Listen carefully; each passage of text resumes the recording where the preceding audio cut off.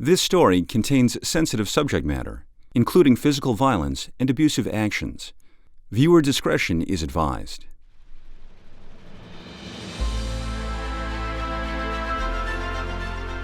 Everyone faces adversity. What sets us apart is how we react. Do we allow the situation to overwhelm us? Or do we find our inner strength and push back?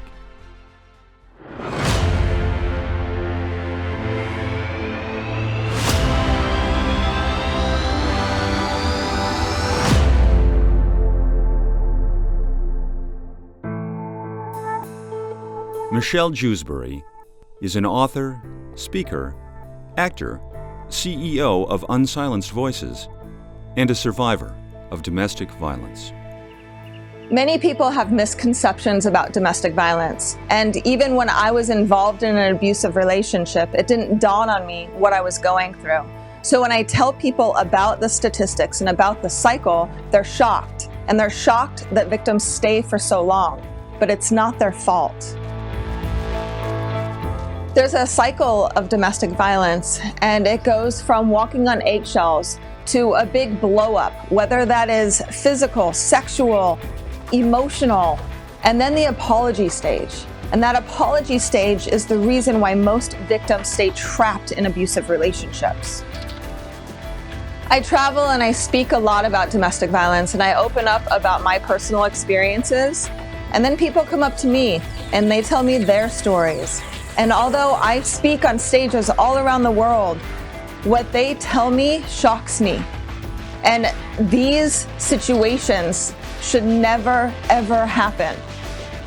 The reason I started Unsilenced Voices is not only because I've experienced domestic violence, but because of the hundreds of thousands of people who experience violence worldwide, and we have to put an end to it. This is a lifelong mission.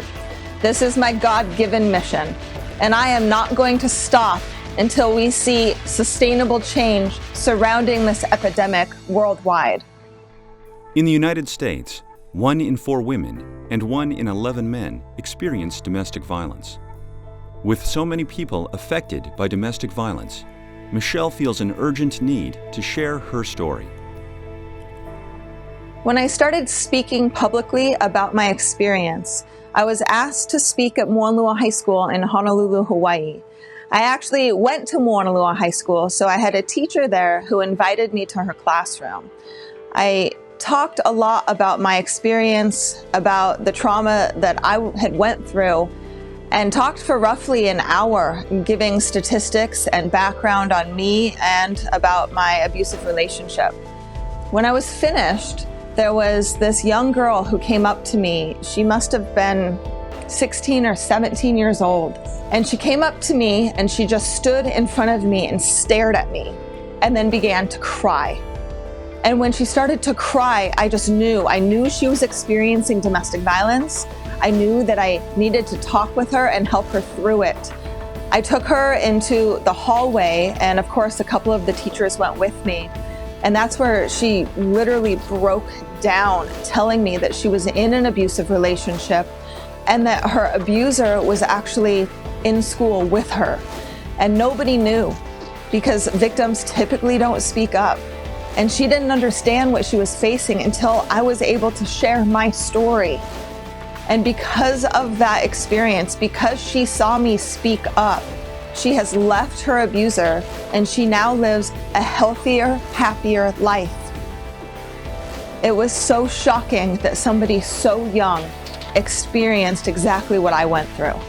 Many people believe that domestic violence is not a 21st century problem. Many people believe that domestic violence is something of the past, that it's not happening right now. Well, unfortunately, that's not true. Domestic violence is happening all around us. Domestic violence is an international problem. There are upwards of 70% of people experiencing domestic violence in parts of Africa. Michelle has been focusing her effort in Ghana, where domestic abuse rates are particularly high. When I was speaking to the chief operator of the Domestic Violence and Victim Support Unit, on paper, The statistic shows about 36% of the women experience domestic violence. And she stated that it's more like double that. And the reason is people don't speak up about what's happening. And especially in third world countries and overseas, it's cultural beliefs, it's their cultural differences that if something happens, then it's supposed to be taken care of by their family, by the chiefs, but sometimes it's not. These women are stuck and beat viciously, and then they're trapped and their children are trapped. People need to understand that the statistic is startling. I was asked to speak at a church after service. I ended up sharing a lot about my experience. This was in Ghana, and when I got done talking, we asked the women if they had any questions or any concerns that they'd like to be brought up. There's this one woman in particular that came up to me, and she said, "My daughter is being raped nightly, and there's nothing I can do about it because it's my husband." People need to understand that a lot of these women don't know what to do and have no resources, and that they need help and assistance. They need encouragement to break free, and we give them that. Many people ask me why I have made this my mission, why I am an advocate against domestic violence, and I want to see change all around the world. My answer to them, I've been through it. I was in a domestic violence relationship for 4 years where I endured physical, psychological, sexual, and financial abuse. And nobody should ever have to endure what I went through.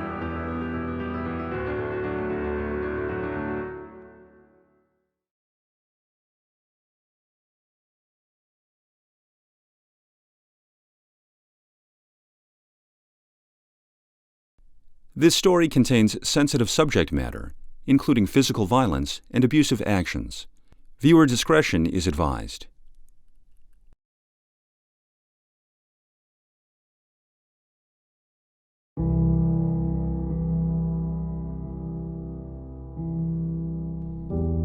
Our childhood experiences shape who we become, often influencing your career, socioeconomic status, and relationships.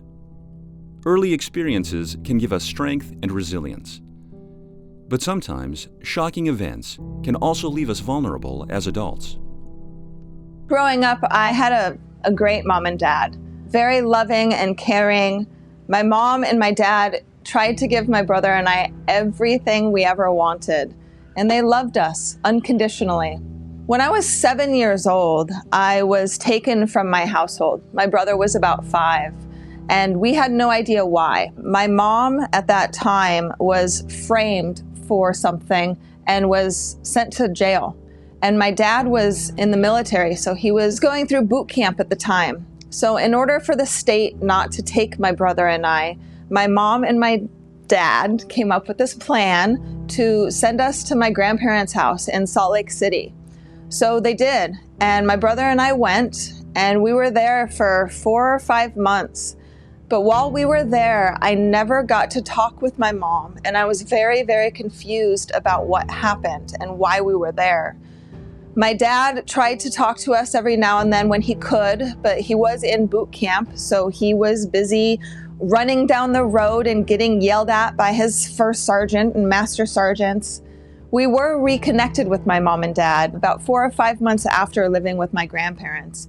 And it was amazing. I know, though, that I was struggling. I was having nightmares, and I couldn't sleep. My mom used to have to cover the window with a blanket every night, so I couldn't see any light.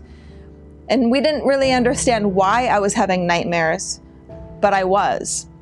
And I think that a lot of that has to do with me subconsciously feeling that I was a bad girl, and that if I did something wrong, then mom and dad were going to get rid of me again. Now, this wasn't their fault, and I love my mom and my dad dearly to this day.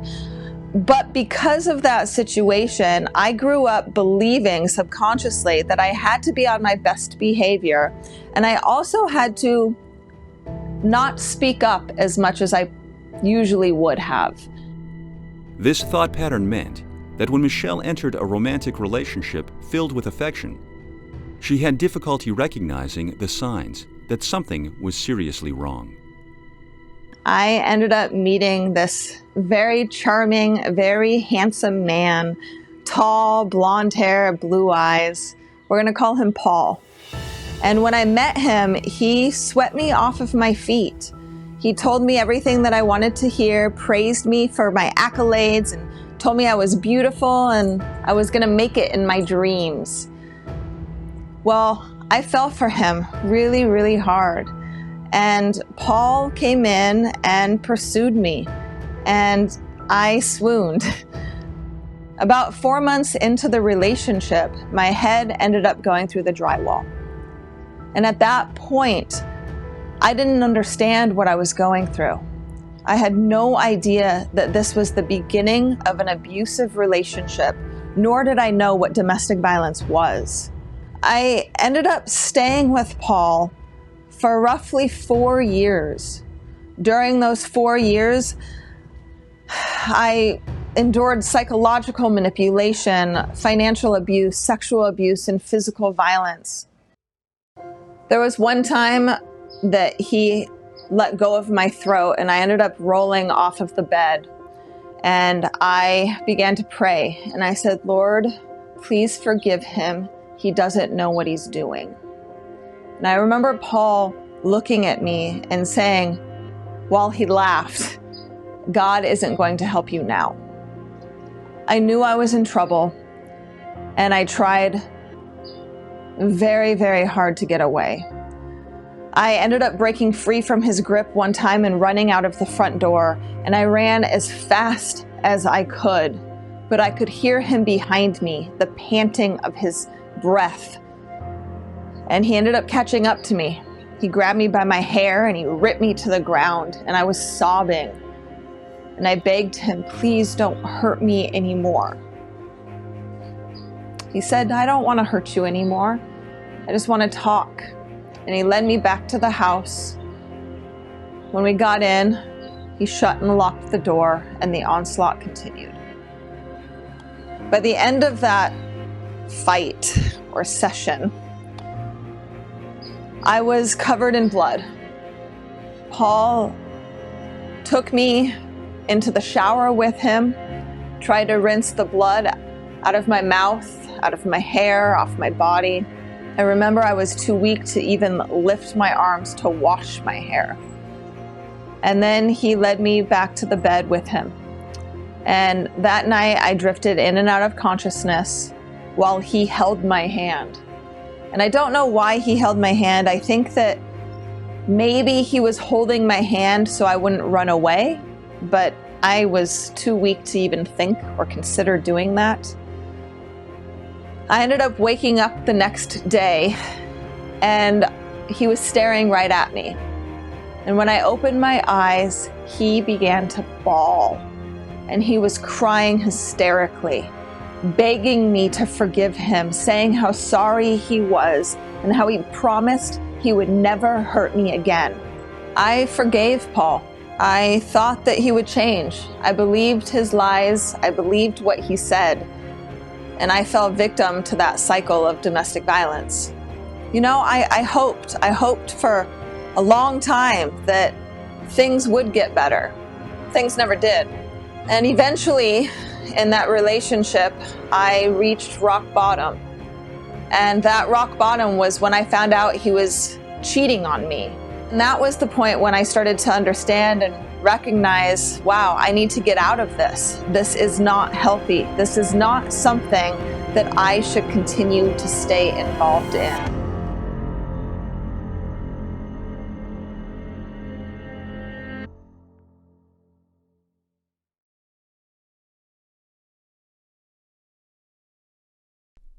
This story contains sensitive subject matter, including physical violence and abusive actions. Viewer discretion is advised.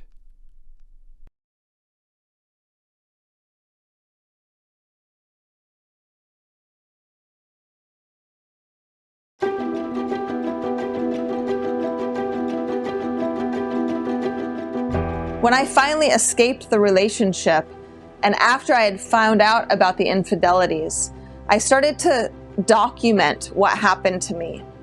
Because when you're going through something, you don't understand what you're involved with while you're involved in it. But when you look back on it later on, whether it's weeks, months, or years afterwards, then it dawns on you and you have an aha moment. That's what happened to me. I had an aha moment.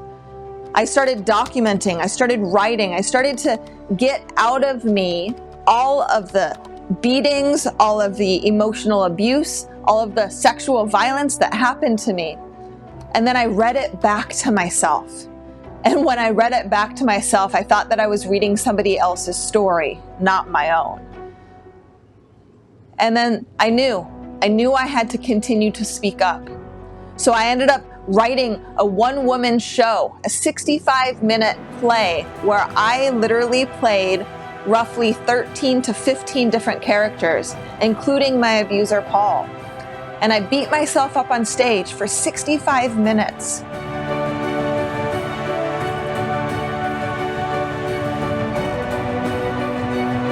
I debuted that play in the Whitefire Solo Fest in 2015, and then I performed it again later on that year in the Hollywood Fringe Festival. People started coming up to me. People started telling me, thank you so much for speaking up, for speaking out, for encouraging victims like me to get out of abusive relationships. And when people started to share their stories with me, when people started to have a similarity with me, I knew I had to do even more. So that's when I ended up starting Unsilenced Voices. I started the nonprofit in July of 2017, and then I wrote my first book and published that, the same title as my play, called But I Love Him, in February of 2019. And now I speak on stages all around the world to encourage victims and empower survivors to speak up about what happened to them. Michelle had decided to push back and help others escape abusive relationships. She was determined to support victims and survivors of domestic abuse. This is what Unsilenced Voices is for. Unsilenced Voices is an organization to help survivors worldwide. We provide resources and support.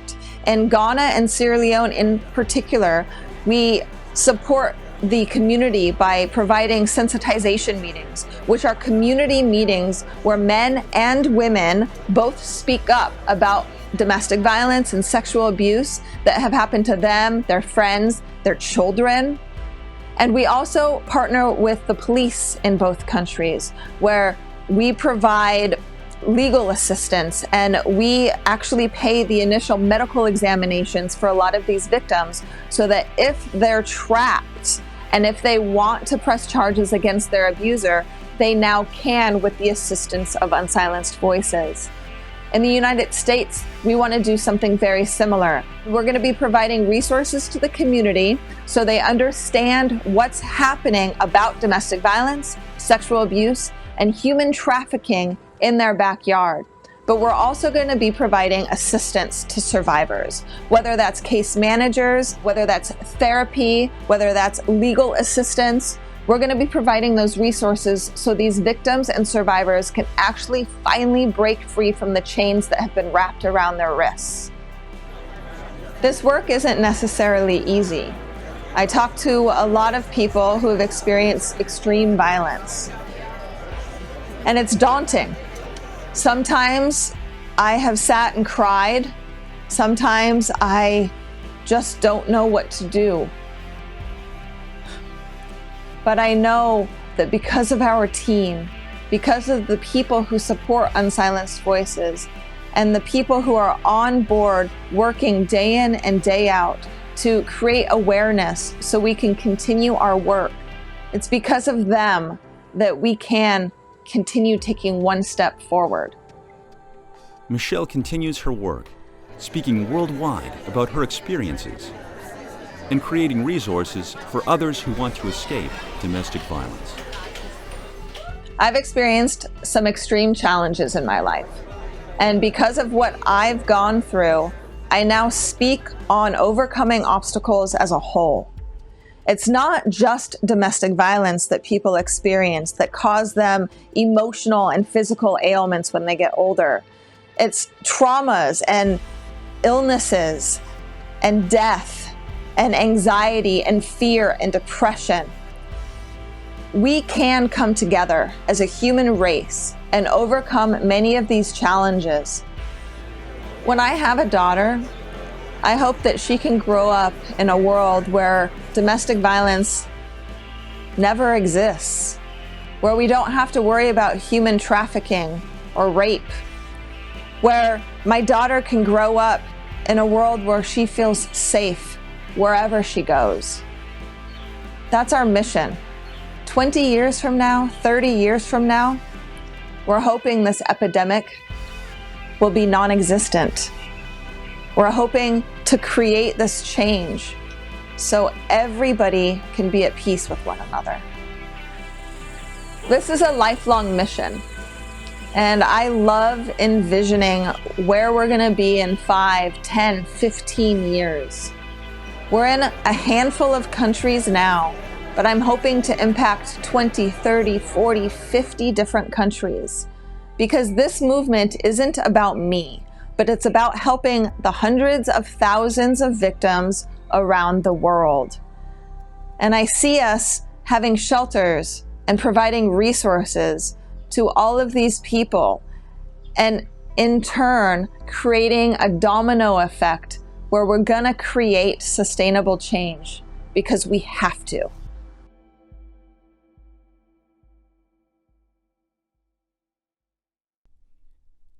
If you or someone you know is in an abusive relationship, Unsilenced Voices has resources that can help.